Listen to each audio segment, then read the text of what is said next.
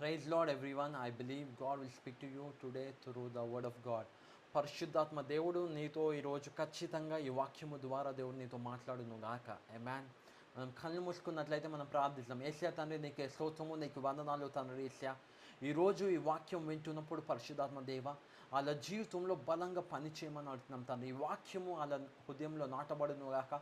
ఈ వాక్యము తండ్రి యేసయ్య వాళ్ళ హృదయంలో నాటబడి అనేకులకి ఆశీర్వాదంగా మారును గాక తండ్రి. యేసయ్య నీకే స్తోత్రము, నీకు వందనాలు. యేసు నామములో ప్రార్థిస్తాం తండ్రి. ఆమేన్. హల్లెలూయా. మనం చూసుకున్నట్లయితే కీర్తనలు 105 కీర్తన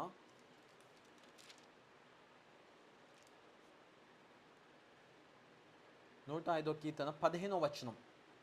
saying touch not my anointed and do my prophets no harm. పరిశుద్ధాత్మ దేవుడు ఈ వాక్యము ద్వారా మనకి ఏం సెలవిస్తున్నాడంటే, సంఘానికి ఇంకా దేవుని యొక్క శరీరానికి God is speaking to the world. పరిశుద్ధాత్మ దేవుడు ఈ ప్రపంచమంతా దానికి పరిశుద్ధాత్మ దేవుడు చెప్తున్నాడు. ఏమని చెప్తున్నాడు? Saying touch not my anointed అంటే ఎవరినైతే అభిషేకించినాడో, అభిషేకము ఎవరిలో అయితే పని చేస్తుందో వాళ్ళని మనం ముట్టుకోవద్దు. అంటే ముట్టుకోవడం అంటే వాళ్ళ గురించి తప్పుగా మాట్లాడవద్దు, వాళ్ళ గురించి తప్పుగా ఏది చెప్పొద్దు. ఎందుకంటే దేవుడు వాళ్ళని అభిషేకించినాడు కాబట్టి. Saying touch not my anointed do my prophets no harm అంటే దేవుడు ఎంచుకున్న బిడ్డలని ఎవరిని కూడా మనం తప్పుగా మాట్లాడొద్దు. ఎందుకంటే మనం సంఘమై ఉన్నాం కాబట్టి, దేవుని యొక్క సంఘంలో మనం ఏక శరీరమై ఉన్నాం కాబట్టి మనము ఒకరము గణపరచుకోవాలి. We need to honour one and another. దేవుని రాజ్యంలో మనము ప్రాముఖ్యంగా వి నీడ్ టు హానర్. క్రీస్తు ఒక ప్రేమతో మనము గణపరచుకోవాలి, క్రీస్తు ఒక ప్రేమతో సత్కరించుకోవాలి. We need to treat each other with Christ love. క్రీస్తు ప్రేమ మనలో ఉంది కాబట్టి ఆ ప్రేమతో మనం ఇతరులని ప్రేమించుకోవాలి, క్రీస్తు ప్రేమని వ్యక్తపరచాలి.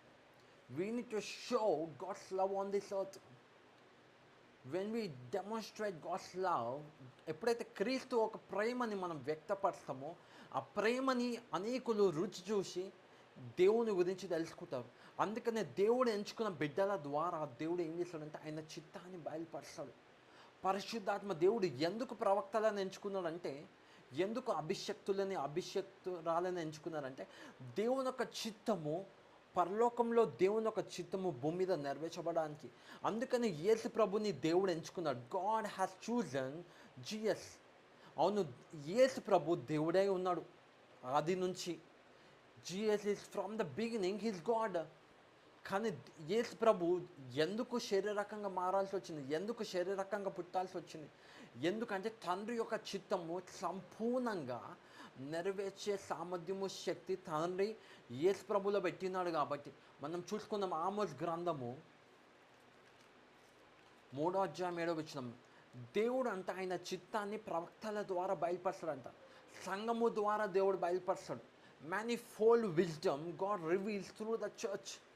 సంఘము ద్వారా ఆయన అనేక విధాలుగా ఆయన జ్ఞానాన్ని వ్యక్తపరుస్తాడు. సో మనము ఎప్పుడైతే దేవుడు మాట్లాడతాడో సంఘము ద్వారా దేవుడు మాట్లాడతాడు. సంఘం అంటే మనమే. దేవుడు మన ద్వారా మాట్లాడతాడు, దేవుడు ఎంచుకున్న బిడ్డల ద్వారా మాట్లాడతాడు, అభిషక్తుల ద్వారా మాట్లాడతాడు, ప్రవక్తల ద్వారా మాట్లాడతాడు. ఈ భూమి మీద ఉన్న ప్రతి ఒక్కరితో మాట్లాడతాడు. మనము దేవుని వాక్యాన్ని నమ్మాలి. మ్యాన్, పరిశుద్ధాత్మ దేవుడు అందుకనే చెప్తున్నాడు. ఆమోస్ గ్రంథము 3వ అధ్యాయము 7వ వచనంలో దేవుడు, పరిశుద్ధాత్మ దేవుడు ఏం చెప్తున్నాడు? ఆయన చిత్తాన్ని అంట దేవుడు బయలుపరచాడంట. Surely the Lord God will do nothing అంటే దేవుడు ఏది కూడా ఈ భూమి మీద చేయడంట. ఆయన చిత్తాన్ని బయలుపరచాడంట. ఎప్పుడైతే పరిశుద్ధాత్మ దేవుడు ఆయన చిత్తాన్ని నీ జీవితంలో బయలుపరచాడో, సంఘము ద్వారా బయలుపరచాడు, వాక్యము ద్వారా బయలుపరచాడు, దర్శనాల ద్వారా బయలుపరచాడు, కళల ద్వారా బయలుపరచాడు, ప్రవచనం ద్వారా దేవుడు బయలుపరచాడు. దేవుడు నీకు దర్శించి బయలుపరచాడు, దేవుడు నీతో మాట్లాడి బయలుపరచాడు. God will reveal himself to you. పరిశుద్ధాత్మ దేవుడు నాతో ఇప్పుడు చెప్తున్నాడు.